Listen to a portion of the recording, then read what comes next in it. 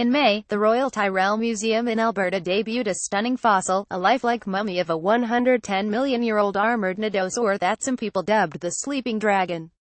The creature is preserved in stunning detail, from its stomach contents to its plate-like armor.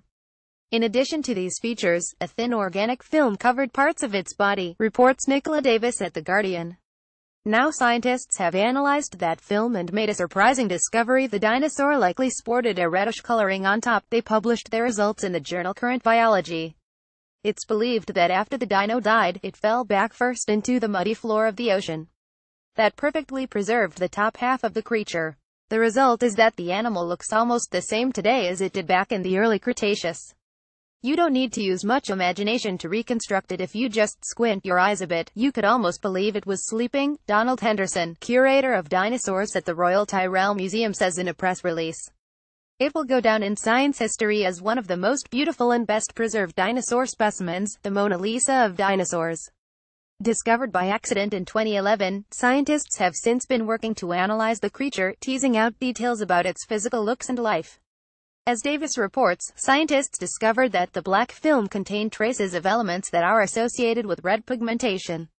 We could see that the organic compounds in the film were something that contained carbon, nitrogen and sulfur. That is something that we know is typical for the pigment red melanin. University of Bristol molecular paleobiologist Jakob Binder tells Davis. The film was only found on the top of the nodosaur, which suggests that it was red on top and pale on its underside, a color patterning known as countershading, in which the critter's top and bottom halves are different colors. This flattens the animal's appearance at a distance, making it harder for predators to spot. While modern prey species like deer and chipmunks are countershaded, heavily armored species such as rhinos or predators such as brown bears don't generally sport this useful camouflage pattern. Artist's conception of Bialopelta. Mark Michelli, Royal Tyrrell Museum of Paleontology, Drumheller, Canada. As Davis reports, if this tank-like plant eater, who likely weighed in at nearly 3,000 pounds and measured up to 18 feet long in life, needed countershading to hide from hungry carnivores, this conflicts with the common idea that large dinosaurs like T-Rex were primarily scavengers.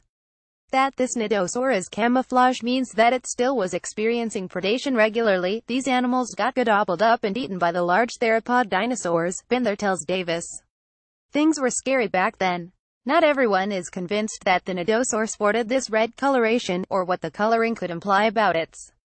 Alison Moyer, who studies fossilized tissue at Drexel University, tells Michael Greshko at National Geographic that the organic film found on the sleeping dragon could have come from bacteria that grew on the decaying corpse after death. She also notes that the preserved dinosaur hide doesn't reach the animal's belly, meaning the underside could have been the same color, even if the creature was two-toned. Moyer cautions against drawing too many conclusions based on these looks. The study relating to the pigmentation and coloration, and, therefore, conclusions about predator-prey relationships, is kind of flooded with issues, Moyer tells Greshko. There are endless possibilities that aren't considered that would be more parsimonious than jumping to this countershading. Whatever color the nodosaur was, it's still extraordinary, and the study serves as the species' debut in the scientific literature. According to a press release, the creature now officially represents a new genus and species of dinosaur, Bialopelta. Mark Michelli, named after Mark Mitchell, the museum technician who spent 5.5 years meticulously removing rock from the specimen after it was found in 2011 in Alberta's Suncor Millennium Mine.